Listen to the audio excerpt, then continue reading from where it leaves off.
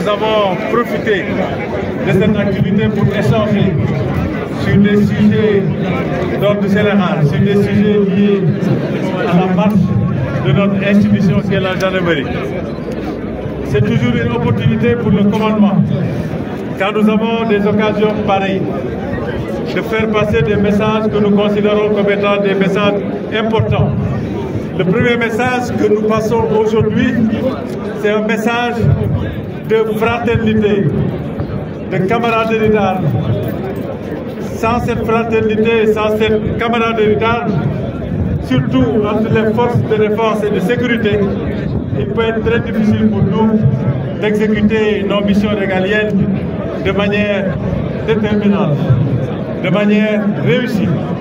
Donc travaillons à nous donner la main dans le respect, dans la considération, dans la fraternité, pour un seul objectif, qui est de faire de notre pays un pays en sécurité, stable, avec les conditions idoines de développement durable.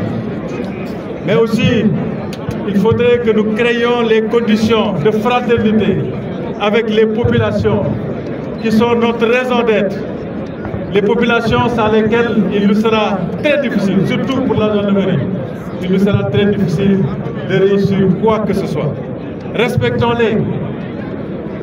Travaillons de manière assez solidaire avec elles. Parlons aux populations, écoutons-les, de manière à comprendre leurs préoccupations pour ensuite mettre en œuvre les stratégies qu'il faut pour prendre en charge leurs préoccupations sécuritaires.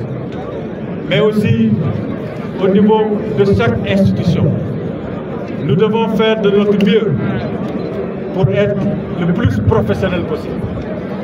On a besoin d'une gendarmerie forte, professionnelle. Mais pour qu'elle soit professionnelle, il faut qu'elle mette son personnel dans les meilleures conditions de travail et de vie, pour les motiver, pour leur donner le moral, de manière à ce que ce personnel-là soit engagé sans réserve dans l'exécution de la mission. Mais le professionnalisme, ce n'est pas seulement les conditions de travail et de vie, mais c'est aussi la performance, c'est aussi la connaissance de son boulot, le désir de vouloir en permanence s'améliorer, en apprenant, en se formant, en se remettant en question. Et cela aussi est attendu de la gendarmerie. Nous finissons en félicitant encore une fois le haut commandement de la gendarmerie pour cette belle initiative qui a été prise.